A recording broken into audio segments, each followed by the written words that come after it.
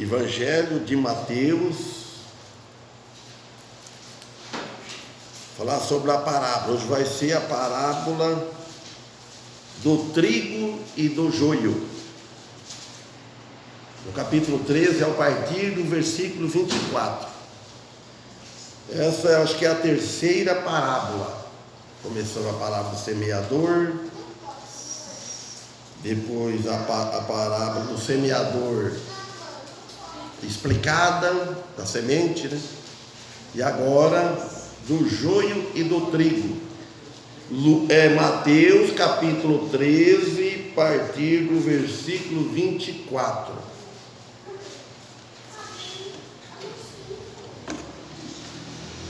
Evangelho de Mateus, capítulo 13, a partir do versículo 24.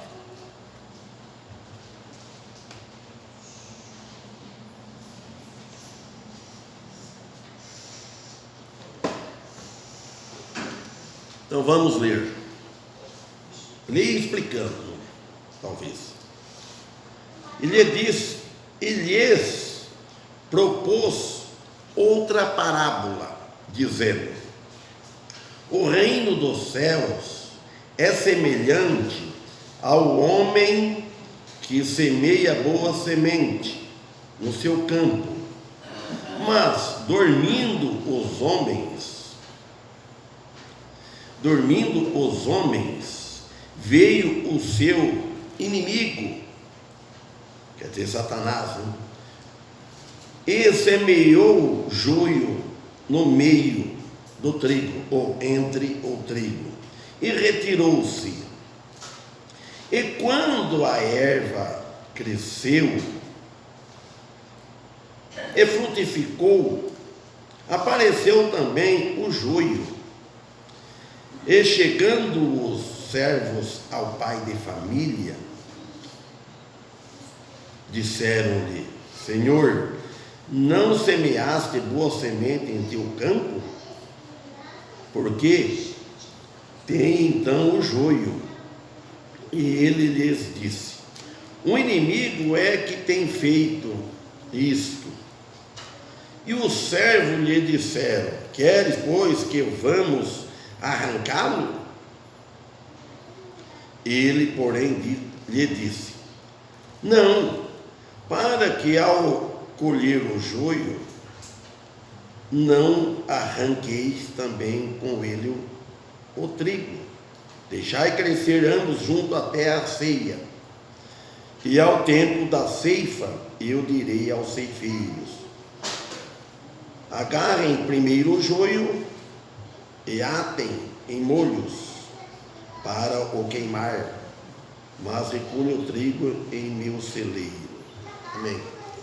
Eu escrevi muito nos espaços assim, e confunde, né, a leitura, e postou outra cor a letra. Bem, irmãos, aqui nós vemos, ele está aqui falando por parábolas, de uma coisa, de algo para explicar a outra. Então aqui ele expressa a segunda parábola, né? Ele fala que o reino dos céus é semelhante ao homem que semeia a semente, a sua semente. A semente aqui, a parábola da semente que o homem semeia, no caso aqui, é a palavra de Deus. É a palavra de Deus. E o campo aqui, o significado da parábola, vocês sabem qual é o campo, né? O coração. É o coração do homem. Então a palavra é semeada no coração do homem, fazendo como o trigo que é semeado na terra. Faz a comparação certinho. Semeia o trigo, aí vem o joio, alguém vai lá, semeia o joio também, e nasce juntos. Aí ele fala aqui, e dormindo, os homens, depois que trabalharam bastante,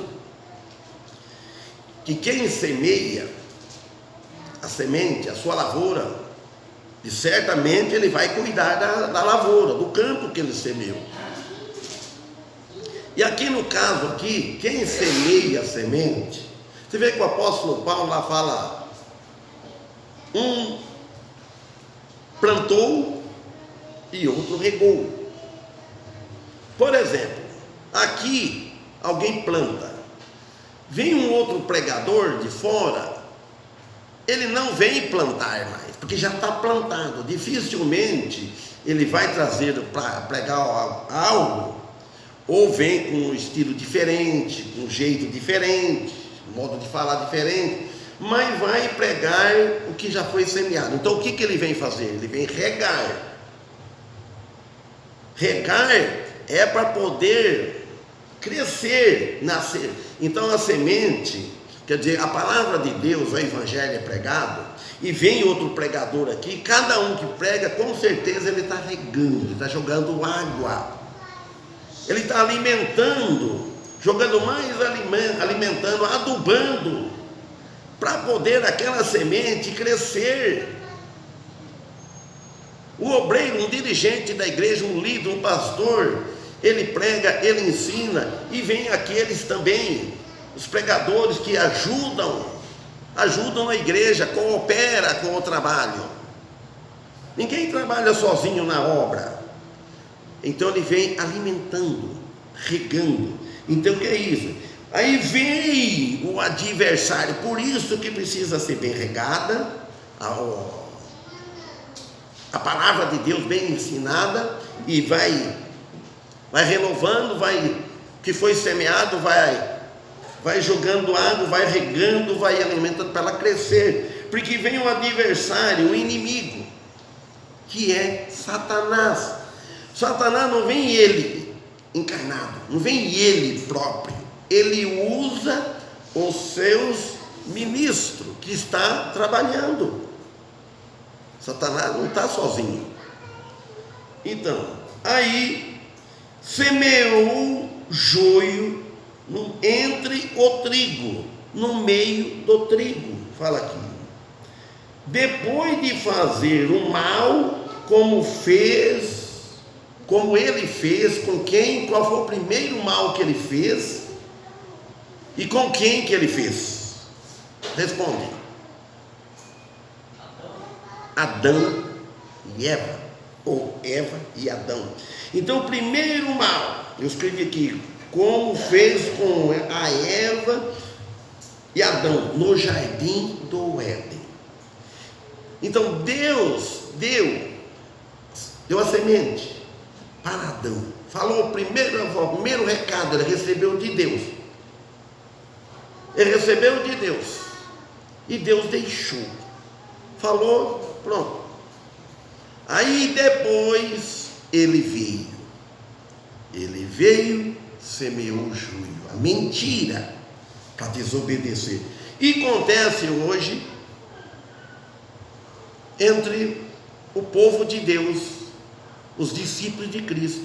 Eles aprendem, quando começa novo, porque um cristão já maduro, que já estudou bem a Bíblia, ele conhece bem a doutrina, o diabo não tem sucesso.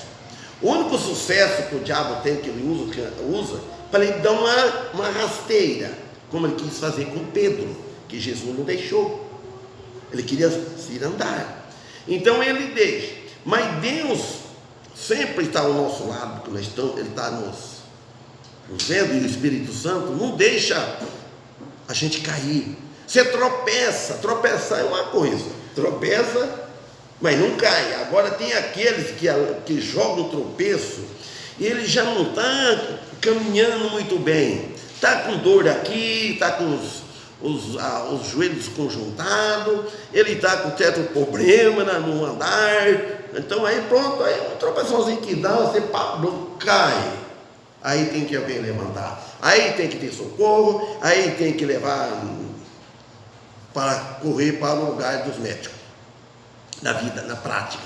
E assim que Satanás, os seus ministros, faz com aquele crente cristão que não está alimentado, ele está muito afastado, então ele não aprende, só recebeu um leitinho, Às vezes, não foi um leite integral, um leite meio desnatado, meio light. Isso é muito perigoso. Tem que ser alimentado com carne. Quando começa é com leite. Leite. Aí depois, então aqui nós vemos que ele fez isso. E quando, agora o versículo 26, e quando a erva cresceu,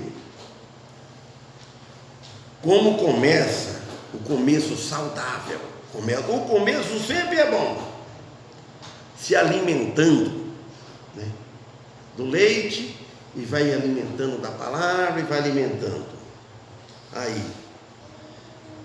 e vai alimentando as suas raízes. As raízes vai crescer, tem que a raiz crescer bem, pegar bem profunda, aí ela aguenta, ela não cai fácil. Então, e frutificou, deu fruto,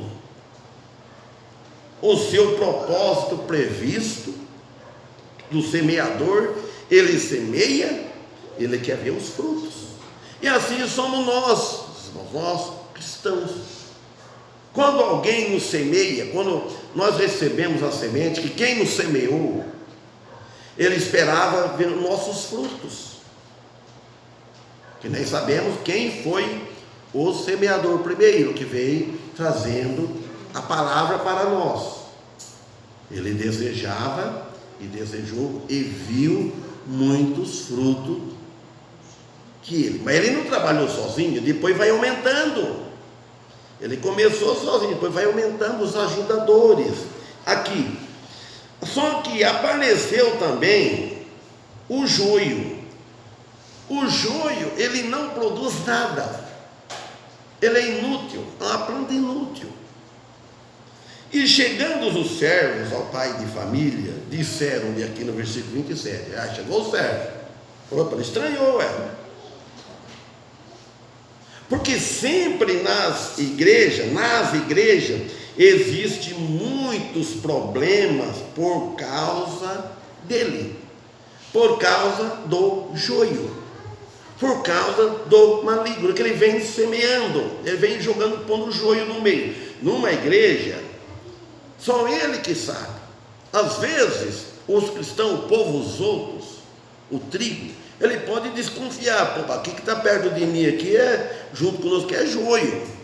Ele é inútil, ele não está dando, ele está só atrapalhando. Ele está atrapalhando a obra, o trigo, a lavoura. Então, Senhor, aí ele falou, Senhor, não semeaste boa semente em teu campo? É mesmo que eu falo assim, escuta, você não semeou uma boa semente no campo, no coração do indivíduo, daquela pessoa? Não foi você que pregou o evangelho verdadeiro? Porque não é só nós, irmãos, que pregamos o evangelho verdadeiro. Tem muitas pessoas, muitas igrejas que pregam o evangelho também.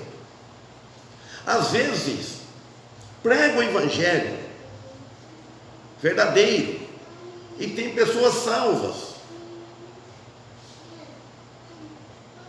Porque o apóstolo Paulo, Jesus disse assim, o que não é contra nós, não é assim que ele diz, é por nós.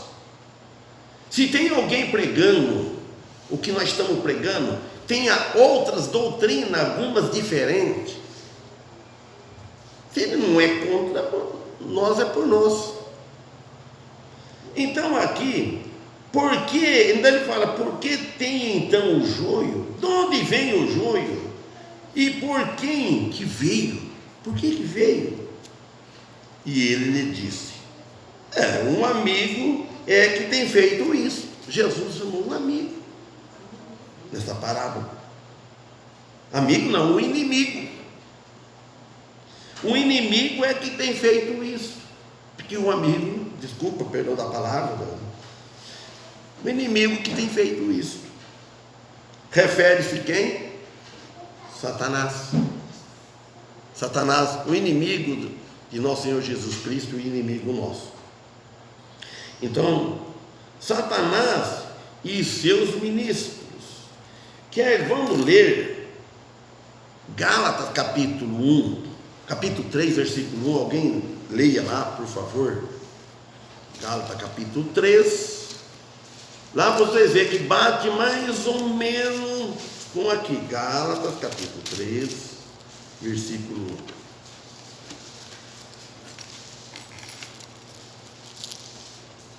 1. Alguém já achou?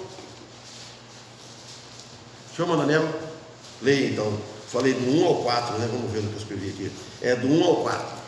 Ó Gálatas insensatos, quem vos seduziu? Não foi diante de vós que Jesus Cristo foi exposto como crucificado? E só isto que quero saber de vós: foi pelas obras da lei que recebeste o Espírito, ou pela fé naquilo que ouvistes? Sois tão insensatos assim, a ponto de tendo começado pelo Espírito, estar agora vos aperfeiçoando pela carne? Será que sofrestes tanto por nada? Se é que isto foi por nada. Deu 5. Aquele que vos dá o Espírito e que realiza milagres entre vós, será que o fez pelas obras da lei, ou pela fé naquilo que ouvistes? Amém. Obrigado, irmão Manel. Presta bem atenção. O apóstolo Paulo, falando para os Gálatas, ele chamou os Gálatas de insensato, de sem juízo. Sensato quer dizer. E ele está dizendo: vocês falharam feio. Isso é, como é que eu vi um engenheiro falar? É erro primário. Um engenheiro falou com o mestre de obra lá, né? Isso é erro primário. Um erro, indo atrás de sabedoria humana, faculdades humanas. Quem vos fascinou, ou melhor, quem vos induziu vocês? Aí o joio, chegando, lançando o joio. Quem influenciaram vocês para tomar tanto prejuízo desse jeito? É um prejuízo na vida do cristão quando ele começa a dar ouvido para outras doutrinas, inclusive aqui, falando da lei, para não obedecer à verdade e voltar para trás por causa de mentira.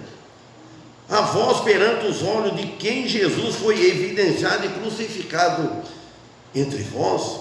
Então Paulo lhe pregava a cruz aqui com tanta intensidade, com veemência, como quando alguém conta-se uma história, um caso, um relato, parece que você está vendo a cena. Tem pessoa que conta tão bem algo que parece que você está vendo, tanto que explica bem claro. E aqui é o caso do apóstolo Paulo, falando para eles que os seus ouvintes podiam ver Jesus crucificado entre eles. Infelizmente, hoje está quase do mesmo jeito. Muitos pregadores não seguem este exemplo de Paulo nisso. Aí o apóstolo Paulo, no versículo 2, que já foi lido, ele falou: olha, só quero saber isso de vós, só isso. Me responde isso. Recebeste o Espírito Santo, pelas obras da lei ou pela pregação da fé? É claro, irmão, que a pregação pela pregação da fé. Então Paulo diz assim para eles: me convence agora nisso, me convence desse engano de vocês, com algum argumento. Vocês tentam me convencer. Vocês foram nascidos de novo, o nascimento de novo.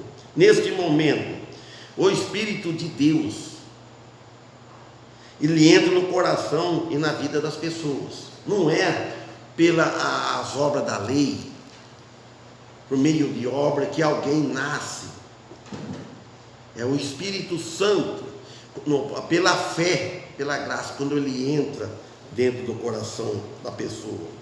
No 3 ele diz: sois vós tão insensatos, que tendo começado pelo Espírito, vocês começaram bem, muitos começam bem, pensam vocês que podem chegar a um estado de maturidade dessa maneira? O que está perguntando?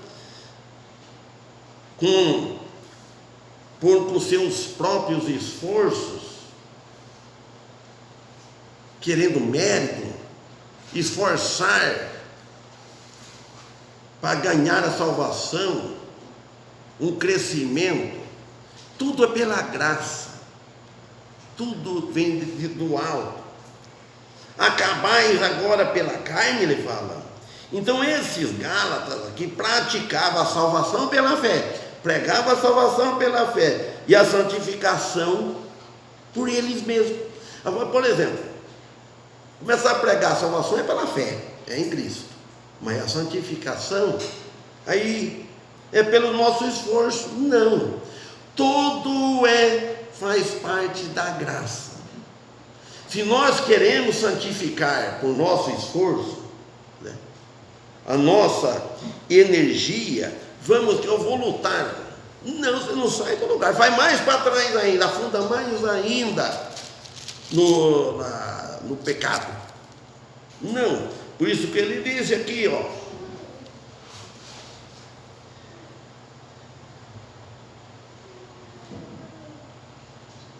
em vez de ser pelo o amor. Aí ele disse no 4: será em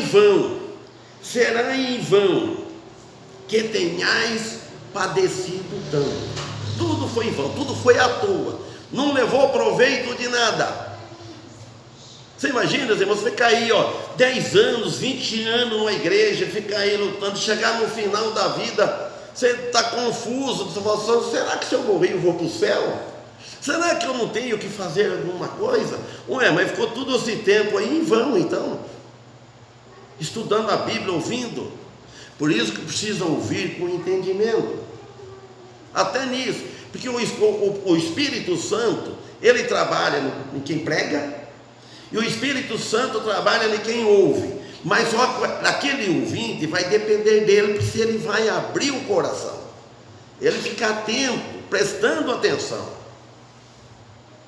Não é dormir no banco e muitos ficam aqui, né? Que eu já vi alguém falar, irmãos, não vou falar quem, ele está meio afastado, tá? Falando: o que adianta eu ir? Falou desse jeito. O que adianta eu ir lá, se eu estiver lá, eu estou com o pensamento lá fora, com o coração lá fora? Você imagina? Ele foi franco dizer, não tem. Um aprende, o Espírito Santo não usa uma pessoa dessa, porque ele está pensando nos problemas, outras coisas lá fora. Sabemos o que é que está pensando? Só Deus.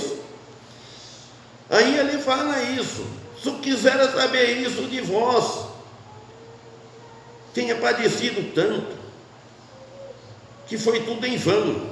Se é que isso também, olha o que é o apóstolo Paulo: se é que isso que vocês padeceram tanto, se é que também foi em vão, não chegou uma fé genuína. Espero que não seja em vão seu sofrimento. Nós devemos isso, sofrer, mas não em vão. Esperamos que não. Aí no fim: aquele Senhor Jesus Cristo, pois quem vos dá o Espírito, e que opera maravilha entre vós, ou faz, ele perguntou, faz pelas obras da lei ou pela pregação da fé? É claro que é pela pregação da fé. O Espírito não trabalha no coração de ninguém pelas obras da lei, e nunca trabalhou. É evidente que tudo o que o Senhor faz se apoia quando o crente exibe, quando ele mostra a sua fé. Nunca é por obras, da lei, mas pela graça de Deus que o homem chega à fé. Voltando, continuando lá. Então aqui nós vemos, irmãos, que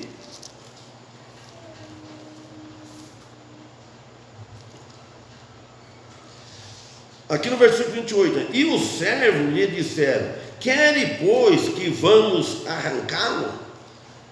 Vejam a resposta de Jesus nesta parábola. Olha bem, vocês entendem bem o que quer dizer. Eu marquei aqui Lucas 9:54, não lembro mais o que é, não sei se, mas não vou lá agora. Então vejam bem a resposta. Ele, porém, lhes disse: não, olha bem, não, para que, ao colher o joio, não arranqueis também com ele o trigo. É para deixar para o Senhor Jesus, é Ele que vai arrancar. Vocês entendem o que está dizendo aqui? Não é, ele está dizendo que não é para nós arrancarmos. Tem hora que é difícil de você entender as coisas. Você está vendo? Por quê? Aí ele fala por quê que vai arrancar. Vai arrancar o joio, a planta, porque quem carpiu bastante sabe disso. Ele está na pé da planta. Você vai arrancar a planta também. Quantas vezes fizemos isso? Arrancar o mato do pé da torceira de arroz, pequeno assim, e arrancava o arroz também. Vejam bem, então vai prejudicar. Então, arrancando aqui na igreja, ele está falando das pessoas. Você arranca ele, vai prejudicar outros. O trigo fica triste. Em certos tempos de desligamento passado, alguns ficou triste. Fica triste. Então deixa que lá não entra, irmãos. Não tem. A igreja está tudo imperfeito.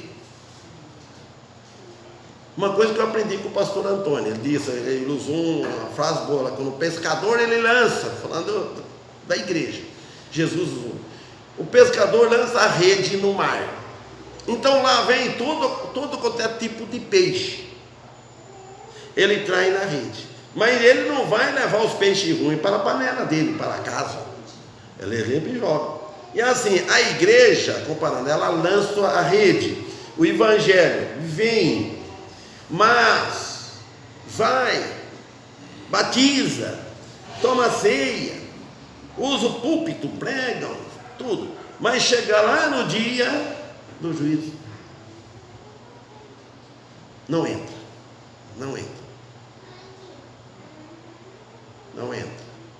tem que ter a veste nupcial de Cristo, não entra. Ele pode dar uma entrada lá, eu penso que isso daí vai ser lá no julgamento do tribunal de Cristo, do trono branco. Ele pode até sair de lá e entrar no lugar do lado dos cordeiros, né? Ele pode, vou pegar uma carona aqui no meio aqui, e vou entrar aqui no novo céu, na nova terra. Mas vê lá, cadê a roupa, a veste nupcial? Aí pega, ele fala para os anjos, pega, joga lá no lago de fogo. Então aqui nós vemos isso. Nenhuma força, ele fala que nenhuma força deve ser utilizada para arrancá-lo do campo, porque seria destruir uma parte do trigo. Isso acontece. Deixa crescer ambos junto até a ceifa, e ao tempo da ceifa eu direi aos ceifeiros: agarrem, aí é a hora, agarrem primeiro o joio, tira primeiro o joio, e atem em molhos para o queimar. Então quer dizer que o joio será eternamente arrancado, perdido, mas recolho o trigo em meu celeiro. um ensinamento para nós. Mesmo a gente já sabemos, irmãos, eu gosto quando ouvo uma pregação, que nem foi de sexta-feira no Paulo, aquela frase, muito mais.